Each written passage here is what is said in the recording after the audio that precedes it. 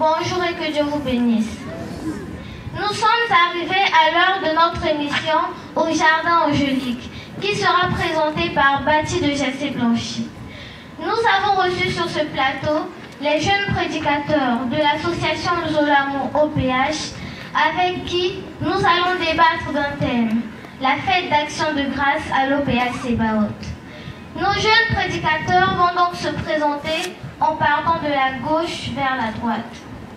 Sœur Mongo Exaucé Merveille, membre de l'OPH, jeune prédicatrice de la COPH. Frère Séti Binouani King David, membre de l'OPH, jeune prédicateur de l'OPH. Sœur Honnête Serena Diasompa, membre confirmé de l'OPH, jeune prédicatrice de la COPH. La sœur Zengomona Gbardi, membre de l'OPH, jeune prédicatrice de la COPH. Le frère Diba Bonan, membre de l'OPH, jeune prédicateur de la COPH. La sœur Zulu Sétigi, membre confirmé de l'OPH, jeune prédicatrice de la COPH. Le frère Djambana Jessé Thierry Samuel, membre de l'OPH, jeune prédicateur de la COPH. Merci, chers jeunes prédicateurs.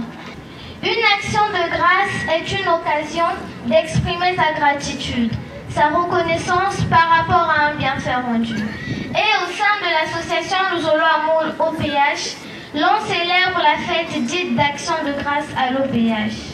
Pourtant, l'homme vit les merveilles de Dieu au quotidien. Mais pourquoi la célébration d'une fête spéciale d'action de grâce au sein de la SLOPH, frère King David?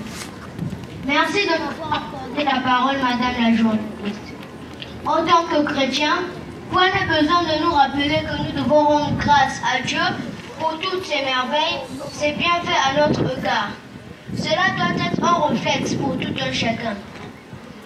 Il est vrai que l'Éternel Dieu nous accorde toutes sortes de grâces pour lesquelles nous devons le remercier, le louer ou lui rendre grâce. Toutefois, Papa Guy et Mikloufwa Séchikwabo a institué la célébration de la grande fête d'action de grâce en reconnaissance des trois grandes richesses spirituelles que l'humanité n'a jamais reçues. La lumière divine, la vie éternelle, la paix de Dieu. Ces richesses étant de la deuxième nation, l'éternel. Acclamons pour notre Créateur céleste OPH qui avait le Tout-Puissant, le Dieu d'Israël, le Dieu des armées, le célèbre de célèbres, le Dieu des dieux, le Père céleste, le redoutable, le Dieu d'Abraham, d'Isaac et de Jacob, le Dieu très haut. Voilà ce que je tenais à dire, Madame la journaliste. J'aimerais ajouter quelque chose, Madame la journaliste. Allez-y, frère Bonheur. Merci, Madame la journaliste. À la création, lorsque Dieu avait placé l'homme et la femme dans le jardin d'Éden, ce sont des grandes promesses qu'il leur avait faites. Mais trompé par Satan, l'homme avait suscité la colère de Dieu, qui avait ensuite retiré toutes ses richesses.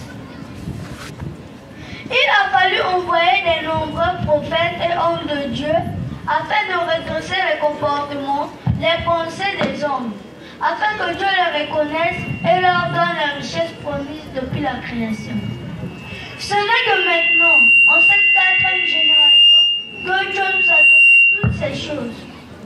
C'est donc pour ne pas perdre de vue, de privilèges perdus, que l'Éternel Dieu nous fait rémémorer ses bienfaits en instituant la fête d'action de grâce. J'en ai terminé, Madame la journaliste. Merci pour ces éclaircissements au sujet de la célébration de la fête d'action de grâce, frère Bonheur. Chers jeunes prédicateurs, je vous ai suivis attentivement. Durant vos interventions, vous nous avez fait comprendre que les richesses que nous avions perdues à cause du péché d'Adam et Ève nous ont maintenant été accordées. Mais pourquoi cela n'est arrivé que maintenant, sœur Sétigi? Madame la journaliste, ces richesses nous ont été accordées maintenant parce que c'est au cours de cette génération que le rétablissement de la cité inébranlable s'est fait à travers la grande et terrible lumière de Dieu. Descendu sur la montagne de Karikari, à Kibosiga, au Congo-Brazzaville, le 20 mai 1992, de 20h à 3h du matin. Merci, sœur Sétigi. Parlons donc de ces grandes richesses accordées à l'humanité. Sœur Merveille, que pouvez-vous nous dire à ce sujet? Merci de m'avoir accordé la parole, Madame la journaliste. Parlons donc de la lumière. En effet, lors des précédentes émissions, nous avions dit que l'étoile divine qui parut dans les cieux à la naissance de Jésus-Christ pour indiquer son lieu de naissance aux trois rois mages. Matthieu 2, versets 1 à 2. Cette étoile qui indiqua depuis les cieux le lieu de naissance d'Emmanuel en terre d'Israël est venue s'implanter définitivement en terre africaine, au Congo-Brazzaville, plus précisément au mont Karikari, le 20 mai 1992 de 20h à 3h du matin. À travers la venue de cette lumière, Dieu a élu siège et demeure avec tout son royaume céleste au mont Karikari, accomplissant ainsi la prophétie d'Ésaïe, Ésaïe 19, verset 19 à 21, et la vision de l'apôtre Jean sur l'île de Patmos, Apocalypse 21, verset 1 à 3. J'en ai terminé, madame la journaliste. Attendez un instant, sœur Merveille. Soyons sérieux. Vous nous dites que Dieu a élu demeure sur votre montagne de Karikari, alors que nul n'ignore que Dieu est partout et qu'il n'habite pas dans les maisons faites des mains d'hommes. Madame la journaliste, Dieu est partout, oui, mais au mont Karikari, c'est exceptionnel. C'est la cité qu'attendait notre patriarche Abraham, la cité qui a des solides fondements, c'est dont Dieu est l'architecte et le constructeur. Hébreux 11, verset 10. Une précision est apportée sur le lieu d'implantation du royaume céleste. Nous pouvons le lire dans Apocalypse 21, verset 10. Je cite. « Et il nous transporta en esprit sur une grande et haute montagne. Il me montra la ville sainte, Jérusalem, qui descendait du ciel d'auprès de Dieu, ayant la gloire de Dieu. » Donc, par la venue de cette lumière le 20 mai 1992, le mont Karikari est de ce fait la nouvelle Jérusalem descendue des cieux, la demeure de l'éternel Dieu trois fois sainte. J'en ai terminé, madame la journaliste. Sœur Sétigile, un complément? Oui, madame la journaliste. Cette demeure restera à perpétuité pour que s'accomplisse ce qu'a dit le prophète Ésaïe. Je cite. « Contente Sion, cité de nos fêtes, que tes deux voies Jérusalem, résidons sûrs, tant qu'on ne déplacera pas. Dont on n'arrachera jamais les piquets, dont les cordes ne seront jamais rompues. » Ésaïe 33, verset 20. Sachant aussi que Papa qui est Mulfos révèle à l'humanité tout entière que l'arrivée de la grande et terrible lumière est le deuxième plus grand événement au monde après la naissance de Jésus. Mais pourquoi Dieu a-t-il seulement choisi une montagne dans le Pout, au Congo-Brazzaville? Si vous voulez, pour reposer sa demeure trois fois sainte, sœur Gloire-Dieu. Madame la journaliste, dans le passage d'Ésaïe 19, verset 19 précédemment évoqué, il est dit qu'un jour le sanctuaire de l'Éternel sera établi au centre de l'Égypte.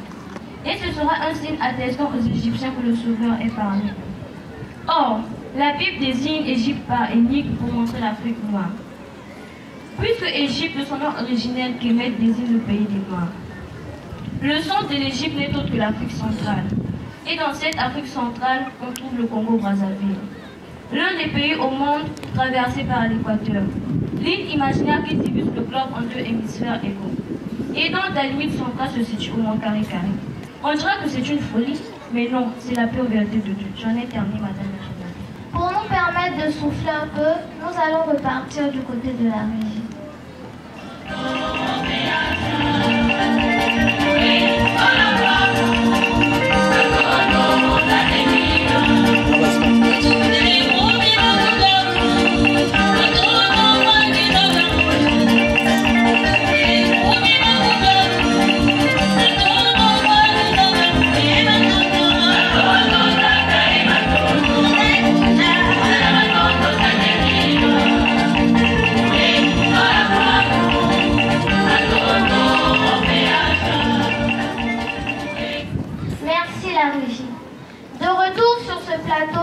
Nous sommes avec les jeunes prédicateurs de l'ASLA-OPH, avec lesquels nous nous entretenons au sujet de la fête d'Action de Grâce.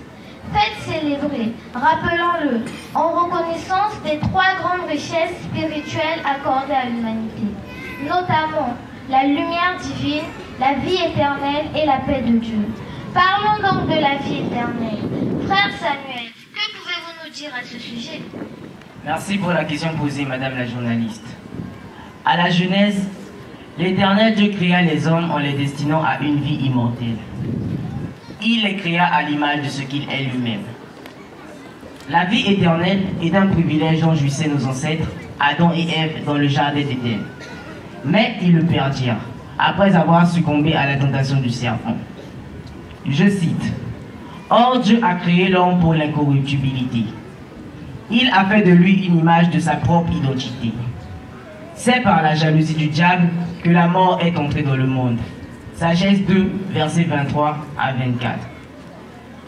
Ainsi, le 12 mars 1996 à 2h35, l'Éternel Dieu a accordé la vie éternelle à l'humanité tout entière. Après avoir implanté sa nouvelle demeure 3 fois sainte, la nouvelle Jérusalem descendue des cieux sur la montagne du Karikari.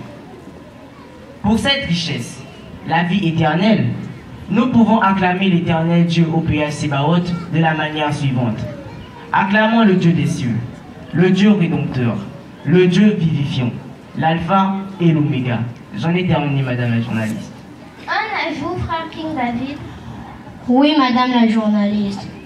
C'est donc dans cette belle cité que tous les justes parvenus à la perfection et les rachetés vivant dans la joie éternelle en compagnie des anges, après le jugement dernier, afin de restaurer la promesse divine faite par nos ancêtres, Adam et Ève. Vous ne mourrez pas, comme le dit si bien les Écritures dans Apocalypse 22, verset 14, je cite. Heureux ceux qui lavent leurs vêtements et qui ont ainsi le droit de manger les fruits de l'arbre de la vie et d'entrer par les portes dans la ville. Je n'ai terminé, madame la journaliste. Le 12 mars 1996, à 2h35, l'Éternel Dieu nous a accordé la vie éternelle. Mais qu'en est-il de la paix, frère Bonheur? Madame la journaliste, à propos de la paix, le prophète Agé nous dit, je cite, « Ainsi la splendeur du nouveau temps surpassera celle du premier. Et en ce lieu, je vous accorderai la paix. C'est moi le Seigneur de l'univers qui le promets. » Agé 2, verset 9.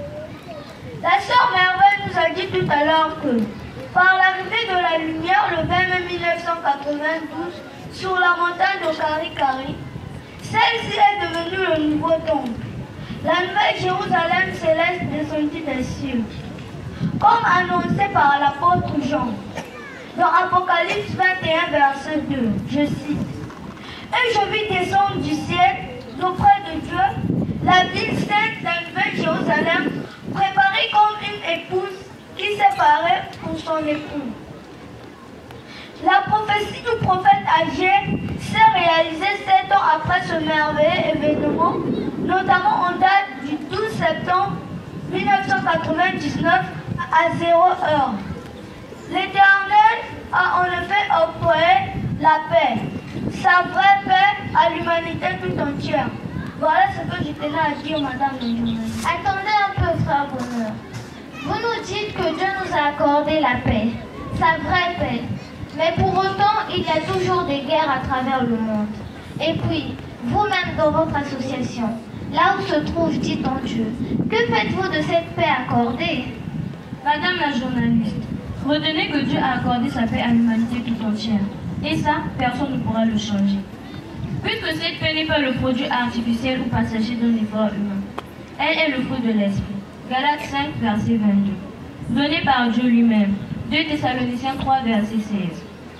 Puisque c'est pour cette richesse, la paix de Dieu, les frères et sœurs de la SLA au péage acclament l'Éternel Dieu au péage de la manière suivante.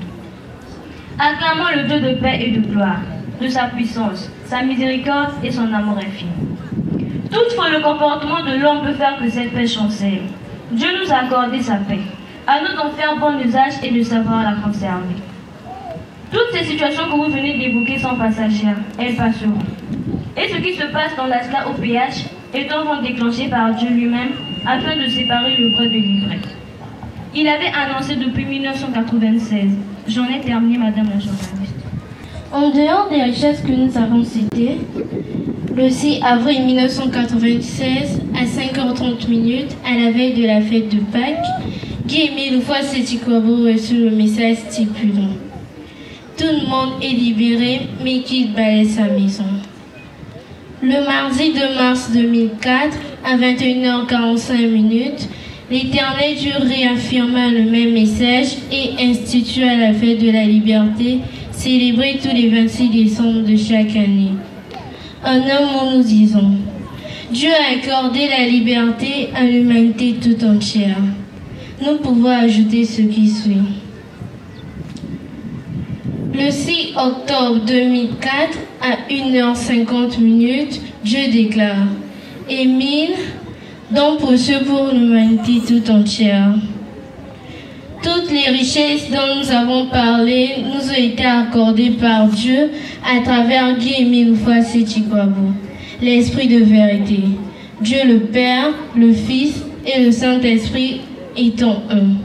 Nous pouvons donc acclamer Dieu en disant « Acclamons Dieu le Père, Dieu le Fils, Dieu le Saint-Esprit. » J'en ai terminé, Madame la journaliste. En matière de médias, l'heure c'est l'heure. Plus que quelques minutes avant de terminer cette émission. Frère Samuel, voulez-vous ajouter quelque chose? Le grand maître de l'OPH, Guy-Émile Houphouët-Séchikwabo, nous fait saisir la portée de ses richesses à travers ces questions. Quelle est cette plus grande richesse sur terre et dans les cieux, qui dépasse celle qui consiste à Dieu d'implanter de nouveau sa demeure en Afrique? Quelle est cette plus grande richesse sur terre et dans les cieux, qui dépasse la vie éternelle que Dieu a donnée pour le monde entier? Quelle est cette plus grande richesse sur terre qui dépasse la paix du monde entier? J'en ai terminé, Madame la journaliste. Pour terminer, dans la note circulaire numéro 103 du 7 août 2001, le grand maître de l'EPH nous dit, je cite, « Ce n'est que maintenant que Dieu nous a accordé toutes ces choses. Émile voilà, Émile voilà. » Et moi, à mon tour, j'interprète fidèlement au peuple de Dieu. Moi, Émile, je vous confirme qu'il ne reste rien d'autre à nous donner, sinon balayer nos maisons et rendre hommage et action de grâce à Dieu. Acclamer, chanter, damber, c'est tout ce qui nous reste à nous, hommes de la terre, pratiquer l'amour sincère du prochain. Je vais terminer, Madame la journaliste. Sœur Sétigil, un dernier mot. Oui, Madame la journaliste. Acclamons donc le Seigneur, le monde entier, comme le déclare le psaume 150, car Dieu nous aime tous, car tous les tours nous ont été accordés. J'en ai terminé, Madame la journaliste. Acclamons alors le Seigneur, le monde entier, comme le déclare le psaume 150, car Dieu nous aime tous, car tous les tours nous ont été accordés. C'est donc sur ces mots que nous mettons un terme à notre émission, au cours de laquelle nous venons d'être édifiés sur la fête d'action de grâce à l'OPH Sebaot. Un thème soutenu par les éminents jeunes prédicateurs que nous avons reçus. Comme invités, nous avons eu Sœur Mombo Exaucé Merveille, membre de l'OPH, jeune prédicatrice de la SLOPH, section de Pointe-Noire. Le frère Séchi Kinwani King David, membre de l'OPH, jeune prédicateur de la SLOPH, section de Pointe-Noire. Sœur Olane Serena Jassompa, membre confirmée de l'OPH, jeune prédicatrice de la SOPH, section de Pointe-Noire. Sœur Zengomona Gloardi, membre de l'OPH, jeune prédicatrice de la SLOPH, section de Pointe-Noire. Frère Diba Bonan, membre de l'OPH, jeune prédicateur de la SLOPH, section de Pointe-Noire. La sœur Zolo Sétigil, membre confirmée de l'OPH, jeune prédicatrice de la SLOPH, section de Dolis. Le frère Diambona Jessé Thierry Samuel, membre de l'OPH, jeune prédicateur de la SLOPH, section de Pointe-Noire. Était à la réalisation le bureau départemental de la Pépongèse Séti, Pointe-Noire-Cuilou. Moyen technique, la RTA OPH. À la coordination, la sœur Liliane Loufouma et le frère Théodore Siété.